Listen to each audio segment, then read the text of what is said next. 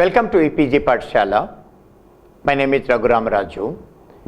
We are doing philosophy, and in the paper Philosophy of Art and Aesthetics, the lesson that we are going to discuss today is Philosophy of Music, written by Dr. Manjula Saxena.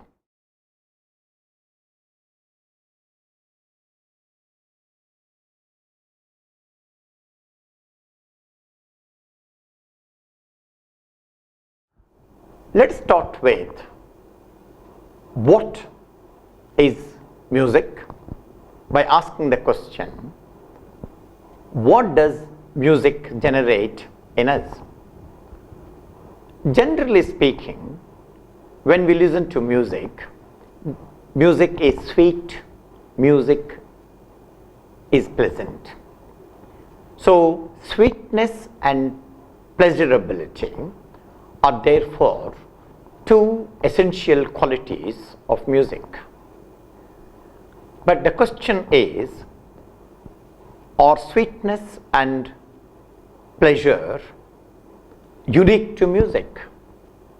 Take for instance, chirping of the birds, particularly of koala in an autumn morning, or the sound of brooks beautifully depicted in Tennyson's poem The Brook, where he says that the brook slips between the ridges, the brook flows to join the brimming river, the brook chatters over stony ways, babbles on the pebbles. So the chirping of the birds or the flow of the brook are also sweet and pleasurable. So these sounds and songs coming from nature are not, however, generally associated with music. If they are sometimes associated with music, when you say that the music of the brook or the song of the koel, it is only in a metaphorical sense and not in the literal sense. The reason for not treating the sound of the brook or the song of the koel as music or as a particular art form is these instances have a particular relation with nature. Okay. Koel does not imitate nature. Koel, the bird koel, is a part of nature. Okay. Whereas in music, there is a very important aspect of imitating nature. Now, in imitating nature, in any art form and music in particular, there is a combination of novelty and repetition. Music as an art form does not merely imitate nature. It imitates, but then it also adds in this imitation something which is not there in the original aspect of the nature. So that addition is very important. Understanding that addition is what distinguishes music or any art form from those valuable things in nature, such as koel or the flow of the brook. So with the exception of few child prodigies, art in general and music in particular involves a practice, sometimes a regular and rigorous practice, and in many cases it requires a supervision of an expert. So it has a tradition or it is a part of a parampara. So what distinguishes music from nature is that an art form like music is not only makes itself available for it to be searched and found like the beautiful things in nature, but it involves a human effort of positively contributing to create a special emotion, to heighten an emotion. So, for instance, take the example of religious compositions. The religious compositions inculcate or increase the feeling of devotion or union with the Absolute. The compositions of heroic verses make people feel the idea or the emotion of courage. The songs sung during the festivals, particularly folk festivals, make people participate, and then they also make them happy and cheerful. So, music that does not generate these results is not considered to be a good music. So, music has a very important human element, and there is a rigorous training, and there is a tradition, and there is also a purpose for music of generating agreeable emotions in people. This distinguishing feature of evoking emotion in Indian aesthetics or philosophy of art is called rasa, or something that may be relished. Though rasa is used in food, in relation to food, that food is a very good food, that it has a juice, the rasa, and it involves also a sensuous domain. However, in Indian aesthetics, rasa or in music and arts largely belongs to the non-sensuous domain. So, there is a close relation between rasa and non-sensuousness. Alternatively, rasa is not related in the ultimate analysis with the empirical or the sensuous domain. It is an experience not by any sense organ, but as the German philosopher Kant would put it, it belongs to a reflective taste. This non-sensuousness of music or any art form does not, however, make it a cognitive exercise in dealing with disciplines like mathematics or physics. That is, if rasa is non-sensuous and it is not sensuous, it does not mean it is abstract and is like, what happens in physics and mathematics. It is not abstract, it is not sensuous, and then what it is, we will discuss. To sum up what we have done so far, rasa is non-empirical, at the same time it is not cognitive, it is not abstract, and what it is we will discuss in the following. So, music is not an experience through ordinary sense experience, but by a trained and cultivated sahridaya rasika, or a person having taste refined and emphatic enough to appreciate the abstract emotive content in it. Rasa evoking music is therefore good or even ideal. Thus, rasa, though enjoyable and is pleasing, is not physical. So, it may be defined as the basic dispositional mode of emotion. 1. We are naturally disposed towards some emotional experiences, and 2. That art experience, if and when good, brings this latent emotive tendency in us up to the surface in the form of a original emotion. So, rasa, being emotive mood, relates to the mind, and it can be participated by all at the same time. So, rasa is an idea, it is a concept, though enjoyed by many, is not dependent or equivalent to the enjoyer. So the rasa is a concept independent of enjoyers, though people can enjoy rasa. It is an idea that is not particular and cannot be reducible to particular perceptions. Centuries ago, around 540 BC, the famous Greek philosopher Plato had said that philosophical thinking is different from other kinds of intellectual endeavors, because philosophical thinking concerns itself with the study of concepts or ideas, and it is not about studying objects and particulars.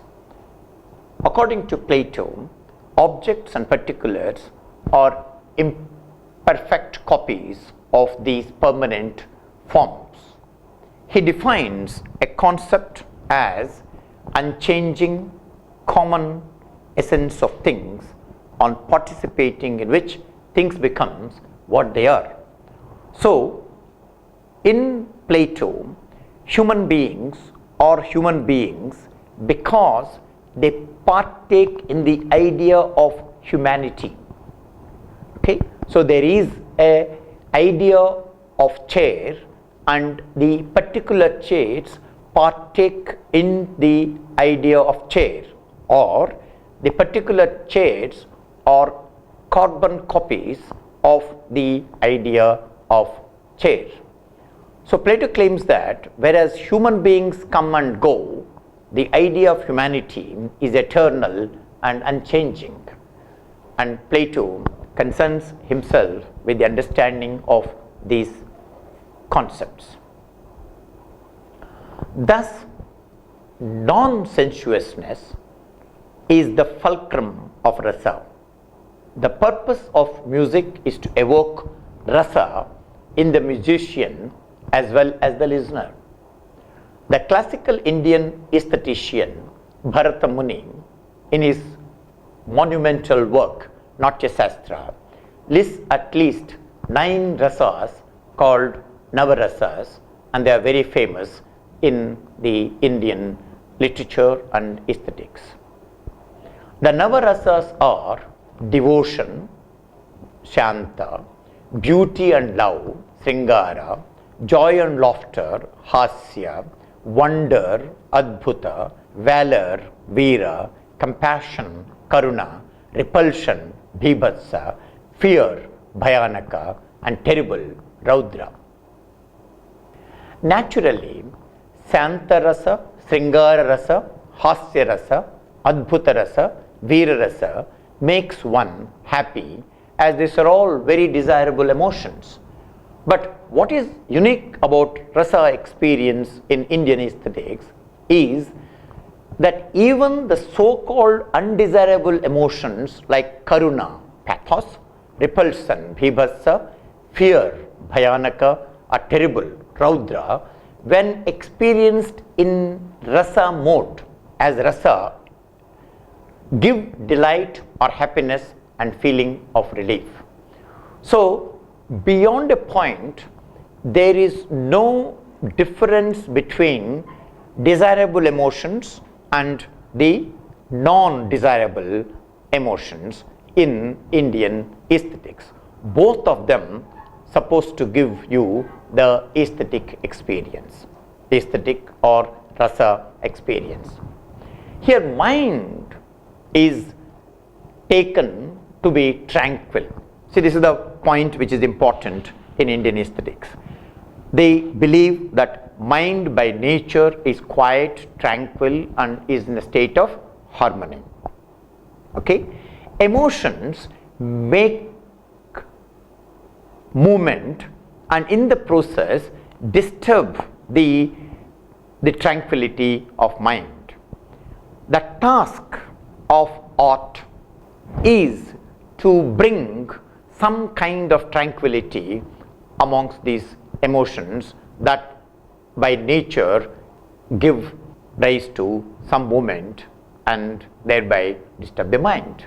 To know this better, we need to understand how art in India treats the relation between sthiti and laya, permanence and movement. The best way to understand this is through the Nataraja dance. Nataraja dances in a very complicated and a vibrant manner, but he dances on the Cupid without disturbing the Cupid. So that the laya has to have more predominant aspects of sthiti. The laya is subsumed under the sthiti. So in Indian aesthetics, there is more importance given to sthiti, permanence, and the laya, the movement, has to be organized under the purview of permanence.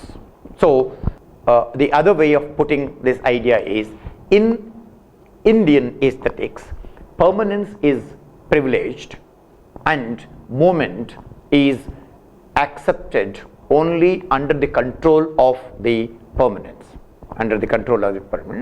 Now, this dominant tendency in Indian philosophy gets rejected with the advent of Buddhism, where Buddha gives importance to change and rejects the idea of permanence. That is a larger philosophical idea. We will not go into it here. Let's now come back to our discussion of philosophy of music. Actually, every feeling in its impact is a disturbance. The feeling by its nature is dominated by laya and not by permanence. And this movement, even it is a small movement, can greatly disturb the tranquility of the mind. So it boils over in art creation and art experience, were naturally given as relief and happiness, and make rasa experience of evenly, generally undesirable emotions pleasing. So to come back and relook at what we discussed in this in this section, there is a mind which is in the state of tranquility. All emotions by their very nature are dominated by movement. The job assigned to rasa or art or aesthetics in Indian aesthetics is to bring harmony, to bring organization, to bring tranquility amongst or between different emotions or within an emotion. So Navarasas, though are different, they are very, they perform different kinds of roles, they traverse different kinds of emotional width, but they have something in common. And what is the common? The common element is the fact that each one of them, when experienced in its true nature, give the experiencer some unique kind of pleasure or happiness, or to use Kant, from the point of view of a disinterested delight. So music should and does have the ability to cause a rasa experience, which is actually the transformation of a concept into experience, because the same rasa can be experienced by any number of people at the same time, though in different degrees. So you have something that is common called rasa, and people can experience it in different ways, but the idea of rasa has its own core or fulcrum. And the idea of rasa is not dependent on the rasikas, though rasikas are dependent on or partake in the rasa experience. Now the question arises naturally from this observation is, how can music cause rasa experience? The question is important, as the answer to this will also clarify the basic difference between Indian classical music and the Western music on the one hand, as also the basic similarities between Indian classical and Indian folk music on the other. But answer to and elaboration of this question needs a short introduction to what in Indian scriptures has been held to be the main feature of music in terms of what it has been defined. So let us look at the text from Indian classical literature. There is a definition of music in this book by Sangeeta Ratnakara by Pandit Sarangadev. It is a Sanskrit work. Sarangadev describes music as a composite art form comprising of singing, Gita. The singing is the most important thing, but the singing also includes instrumental music, and the instrumental music further include both string and percussion instruments. And the second definition aspect of music is dance. The definition is found in the 24th sloka of the first chapter of this book, and it reads as follows: Geetam Vadhyam Nityam Cha Prayam Sangeet Muchayate Nityam Vadyanugam Proktam Vadhyam Geetanuvarticha Ato Geetam Pradhanatvad Pradhabidhiyate. Sangeeta Ratnakara gives singing primary importance. The singing of Gita verse takes us to the world of ideas or concepts of truth, beauty and goodness. The technique that is mastered through rigorous training, learning and practice of singing melodious form, ragas, culminate into rasa. The composite music that consists of both vocal and instrumental present two basic musical concepts of raga and tala, or a measured pace of singing, and rhythm, that is the melodic matrix. Rhythm, like melody, also has forms or patterns which arise when a number of beats are interwoven with an aim of creating a formal condition conducive to the emergence of a specific rasa. For example, to rouse the emotion of bhakti or devotion, a few selected musical notes are arranged in an ascending order. You know why? Because the feeling of bhakti is supposed to be an elevating one, and sung it in a soft but steady voice at slow but steady pace. Apart from Gita or singing of melody forms, music or Sangeeta also includes dance or nityam, which literally means movement of the limbs. Dance is performed to the accompaniment of some or other kind of music. It could be vocal or instrumental. So Gita can be taken as a component of Sangeeta. Sangeeta can be seen as dependent on music, vocal or instrumental. Sarangadev does hint at the supremacy of vocal music or Gita, though he does not give reasons elaborating this claim of supremacy of vocal music or Gita. However, another equally important Indian aesthetician, Bharata Muni, the famous Bharata Muni, in his monumental work Natya Shastra, has categorically assigned the status of the highest form of art to Natya or drama. It thus becomes obligatory for us to decide as to which view is more valid and why. A little philosophical deliberation will help us in accomplishing this task of deciding what is more important. Is it Gita or is it Natya? That is important. Instead of deciding which between dance or music is the highest form, let us bring into this what is the purpose of art forms.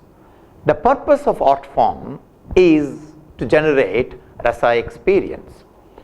For Sarangadev, it is singing that accomplishes the rasa experience. On the other hand, for Bharata Muni, it is drama that accomplishes achieving this rasa experience. However, both agree that the purpose of art is rasa experience or the dispositional mode of emotion. So instead of quarreling about which form is more superior and which is not between Gita and Natya, I think it will be fruitful to reflect on, discuss which art form brings us closer to accomplishing rasa experience, and leave that as an open issue for people to decide. In this context, we can point out that singing is less dependent on the external support, whereas instrumental music and dance have to depend largely on many things which are external to that art form. That a dancer has to depend upon the singer, the instrumentalist, and other things. Similarly, the instrumental music cannot just, you can't play it, you need an instrument.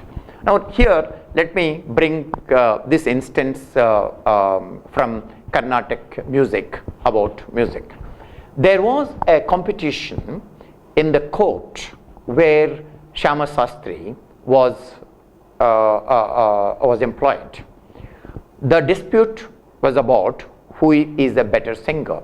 So Shama Sastri on the one hand and his opponent another were competing with each other, and they were excelling each other, and it was very difficult to decide who is a better singer.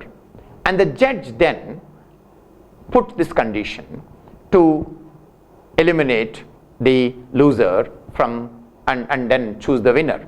And he says that now you should sing this kriti with a minimum. Now you should sing this kriti with a minimum movement. And then Shama Sastri wins the duel because he sings it with minimum movement, whereas his opponent has to, bend his head and shake his limbs and things like that. So now you have this thing that music has to be less dependent on the rest of it, and in this context you find that singing Gita is less dependent on external things than the dance. Thus, music is self-dependent and self-complete. In scriptures like Sangeeta Ratnakara and Samavada, therefore, only singing or Gita is held to be equivalent to a path of God realization, and a practice of such disciplining training in singing has been named Nada Sadhana, that is, the purposive discipline of one's voice with the aim of attaining the ultimate reality in its sound aspects. Devoted followers of this path are convinced that the ultimate reality, or Brahman, being all-pervading or omnipresent, is very much there in sound too and in singing. Being self-dependent like Brahman, it is an ideal path to realize this sound God or Nada Brahma. A very interesting story illustrates how music is related to the realization of Brahman. It is said that the great Indian Rishi Muni Yajnavalkya had two wives, Gargi and Maitreyi, and both Gargi and Maitreyi desired to attain moksha. However, of the two, only Maitreyi needed the Muni's help in realizing the goal, as Gargi herself, a consummate veena player, could attain it on her own.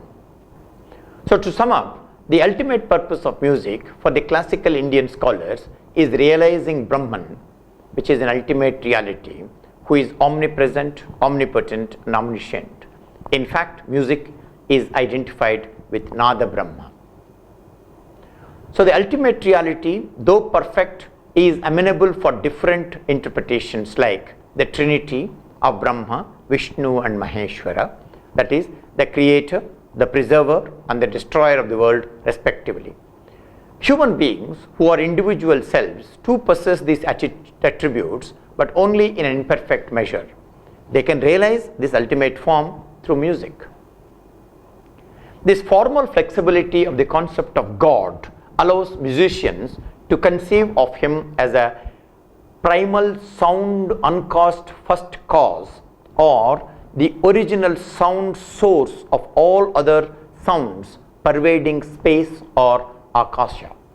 Now, as original sound or as Nada Brahma, this ultimate reality must reveal itself to man in and through a form which man can willingly and easily worship, and which still is not opposed to or radically different from Brahman itself. Ancient Indian scriptures claim that Nada Brahma chooses to reveal itself to man as a conjunction of three sounds, each of which, again like Brahman, is totally self-sufficient and self-dependent. This primal revelation of Nada Brahma is the word Om, written and pronounced as a conjunction sandhi of three equally self-dependent sounds of A, U and Here we observe that the components of Om have been held to be as self-sufficient as Nada Brahma itself. The first two sounds of the word A, U, or in question, or the first two sounds of the word A, U, or vowels. The third one, Mu, is a consonant. Indian grammarian Patanjali says the vowels or swaras or vanjanas can be vocalized without any help from any of the consonants. Such is not the case with consonants, which to be pronounced must be associated with at least one vowel. The consonant M in music needs the vowel U, and the consonant N in Nada Brahma needs the vowel A in order to be pronounced as a meaningful composite sound. Vowels, however, do not need such help and are actually independent and self-sufficient, in addition to being critical helpers of consonants. The Om sound, being largely a harmonious conjunction of two vowels and only one consonant, can be held to be the fittest manifestation of Nada Brahma, as in this word even the consonant, that is M, is pronounced in its original unexpanded, unelongated form just as a closing point. No sound in this word gets vitiated. All retain their original purity, and so the word is considered the sole manifestation of Nada Brahma. This is the reason why musical rendering in classical form with a melodious chanting of the sound Om. Of course, this is not the practice in Western music, nor even in the light music of India, but this is so because in neither of these forms is music treated as a way to realize God. It is a means of entertainment and relaxation, ranjakam, and not liberating, muktidayakam. Whereas in Indian tradition, music has been held to be not so much a source of entertainment but as a means to liberation. Muktidayakam natu ranjakam, therefore, is the typically Indian description of the nature of music, where, like every other endeavor of man, music has also been held to be a pursuit of the ultimate reality. Though some of the Western aestheticians, like their Indian counterparts, hold the idea of relishing or savoring music in the sense of rasa experience, for them the purpose of music is not liberation or moksha. Well, there is this difference between Western and classical Indian music with regard to liberation, but Western music of the symphonies or other classical orchestral compositions of composers like Mozart and Beethoven, and operas are not sensuous but aim for pure non-sensuous aesthetic experience.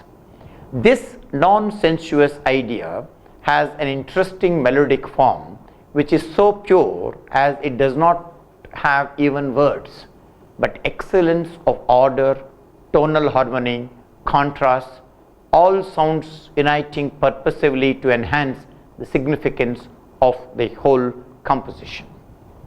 It is so pure that it does not allow words as a meaning or bhava can distract from the purity.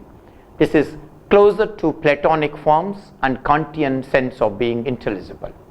We can trace the legacy of this form of music to Plato, who in his dialogue Philebus speaks of the intrinsic appeal of geometrical design. This has in modern times been adopted as cubism by those like Gris, Bagné, Ozenfant, Picasso and Kandinsky, who are well-known practitioners of cubism. According to Susan Langer, a large number of Western aestheticians hold that the essential function of art, including music, is to meet the canons of composition, such as unity in diversity. The absence or lack of this mode made those like Herbert Reed to deny pyramids the status of architectural works. Others like Dewey and Roser-Frey argue that art owes its unique significance to its ability to exalt and prolong our perceptual experience of things or of their form. Clive Bell sums all this up by describing music as a contemplation of pure form which leads to a state of extraordinary exaltation and complete detachment from the concerns of life. So, what we have done in this module is to look at the definition of music and also identify various aspects of music, particularly the crucial idea of music, namely the rasa experience. We have traced the genealogy of music to the classical texts and then identified how music is related to verse, that is Gita, and to Natya, that is a play. And then we have looked at the various aspects of these rasa experiences, their diversity and their commonalities, and we also made comparison with other schools such as the Western musical system and the modern Indian practices of music. Thank you.